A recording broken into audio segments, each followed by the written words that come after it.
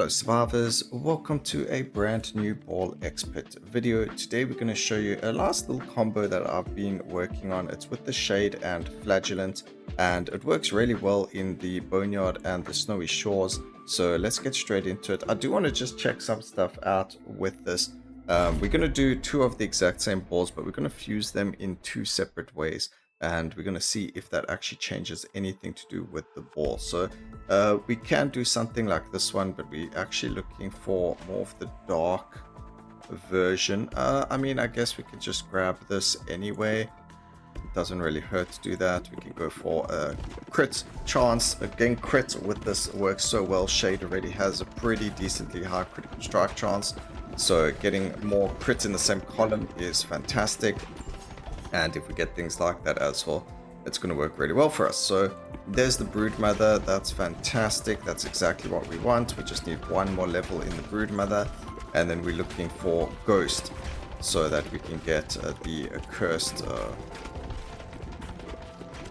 evolution going. Phantom is the word I'm looking for. Gemling doesn't really work very well for the specific build. I mean, it can work, but the way that we hit enemies and things like that, it doesn't really matter whether we have it or not. It's quite difficult, especially since the most amount of experience you can get from them is like right here by you. So it just doesn't work as well. So here's Spider Queen. We want to try and get a second Spider Queen. So we want another egg sac and another broodmother. And then we want a double dark as well as the other thing that we need with dark. So ruby hilted dagger is perfect here. Increased crit when hitting enemies from behind, which is pretty much what we do. But the reason we actually go flagellant, and I should have mentioned this at the very beginning, was because as you can see the balls bounce off of the top or the bottom of the screen.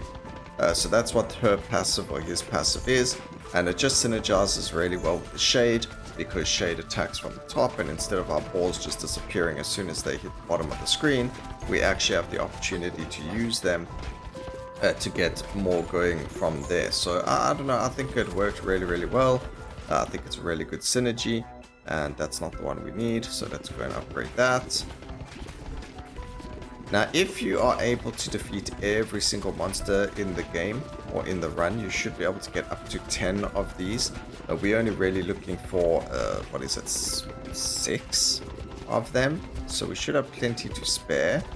I just don't want to really use one unless I've got the orbs to use with it. So let's try and see if we can run with the orb that we're looking for. Pressure valve works really well here as well, but we'll try and get all of the other orbs going as well. We're not getting the orb we want. Okay, we don't need light. There we go. Alright. Okay, we can't use a fusion.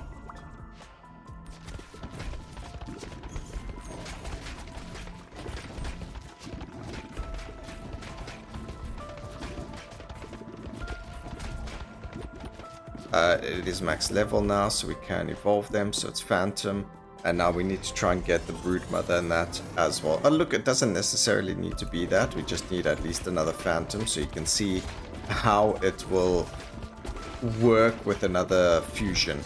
So even if we land up getting just another Phantom, then that's going to work really well. So we already got the dark orb, which is perfect. And now we just need the levels in Phantom, and then we just need another ghost orb, which we should be able to get relatively quickly. Can we get the level into... Okay, we do get the egg sac. That's perfect.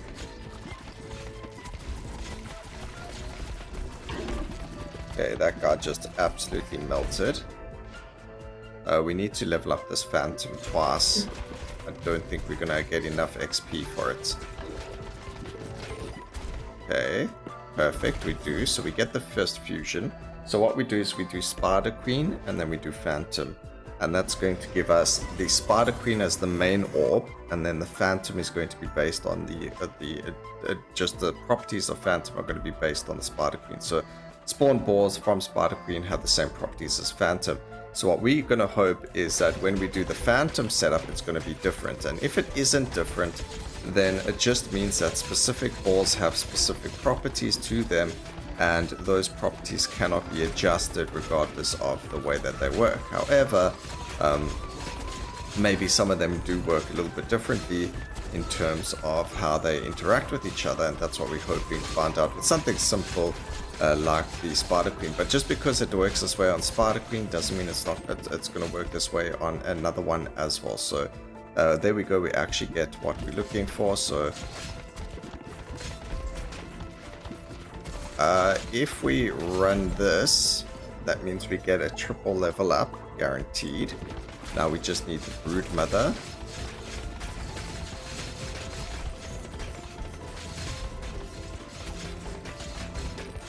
And we're just going to get as much XP as possible. It doesn't really help right now because we don't have, I mean, non XP, we're going to get XP and we're also going to get money.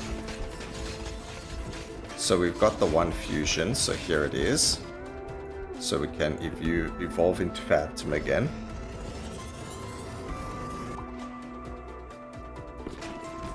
And now we can level it, I guess. We can just banish that. Let's just do one reroll until we get an orb. Found another dark, which we no longer need. Now we need the spider.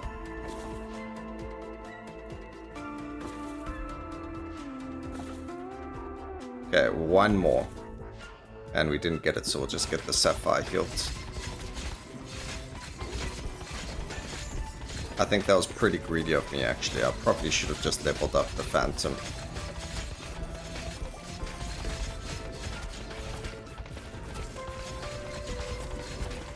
We still got three more guaranteed, I believe. Look, the rest of the orbs don't really matter, so that's okay. The most important is to have the Spider Queen and the Phantom, just so you've got this curse, as you can see. Absolutely shred things, that's beautiful. We're going to level up Phantom over here, and there we go, we do get the Brood Mother.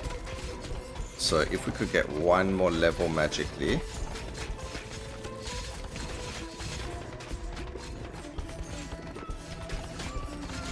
This is where the Gemling towers would have been very good for us. Gemling. Alright, so we're not going to get the level fast enough, so we'll have to use the fusion. It did level up our Phantom for us. We do get the next one over here, and then we need 2 levels. Which we should actually get.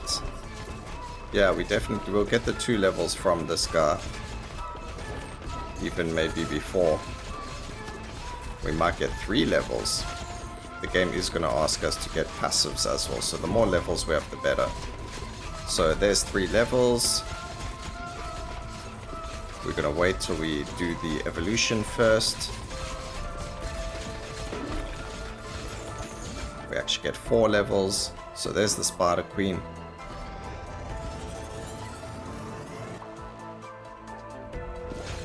And then we need to just level it up twice. Beautiful. And we can just grab the dynamite. Actually, we got more level ups. How? We got so many level ups there. Okay, we don't, I mean, there's nothing really here. We'll just take dynamite because why not? Cursed enemies are defeated instantly is actually amazing to have here, so we're going to get a lot of insta kills now. Does not work on bosses, but really good for clear. So we already saw, there we go, we're seeing some insta kills occurring. Okay, so here's our combination. So now what we're going to do is we're going to fuse Phantom and then Spider Queen, and let's see if that changes anything. As we saw, it said, well, one, it was the Spider Queen over there. So it says spawn balls from the Spider Queen have the same properties as the Phantom. So with this specific orb, it actually makes absolutely no difference whether it's Phantom x Spider Queen or whether it's Spider Queen x Phantom. You can see 45% chance of birthing it. All it did is change the top routing, so it says has a 45% chance of birthing. This one still says it over there, and then it still says curses enemies, and then the spawned ball properties are always the same. So I don't know if that is the same with other fusions, because in this case it absolutely made no difference whether I was playing this with Spider Queen X the Curse or Phantom, and then Phantom X Spider Queen. So like I mentioned in the beginning, or maybe I didn't even mention it, but I think different balls have different properties, so it actually depends on the ball themselves. So let's say you're using something like not flicker, or maybe flicker. Let's say you use a ball that only applies its damage if it hits an enemy. So when you fuse that with someone, that part of that ball is still going to be prevalent over everything else. So you're still going to have to find or hit enemies with an orb, with that ball, before it applies the effects of everything else. So, I mean, a good example would be like something like Nuke. If you planted Nuke with something else, I think it depends on which way you go. Either the nuke is going to apply the effects if it doesn't absolutely wreck everything, or if you get something that's going to be destroyed. I would have to investigate it a whole lot more, but this one's a good example of how it does actually not affect your balls. But if you guys know more, maybe you can let me know. But at least through this limited test of Spider Queen and Phantom, it doesn't change anything.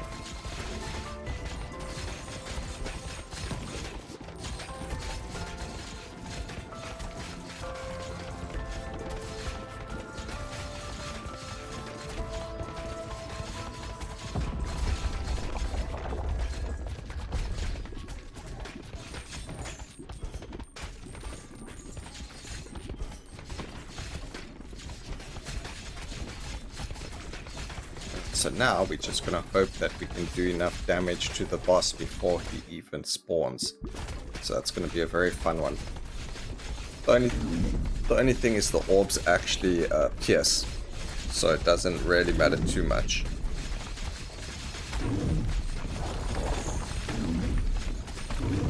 Oh. Yeah, pretty good. As you can see, you are able to absolutely shred the bosses before they even spawn. I was gonna say, weirdly enough, that was there, but this 858 over there, and then 900 DPS, so they don't actually do that much damage. The baby balls are what do the most amount of damage out of everything, but it's still really fun. It does give you a lot of clear, and yeah, just shows you that it doesn't matter which order for this specific one, they give you the same exact thing. So I hope you guys enjoyed the video. Please remember to like, comment, and subscribe for more videos like this in the future. And always remember, keep safe, survivors. Until next time, cheers.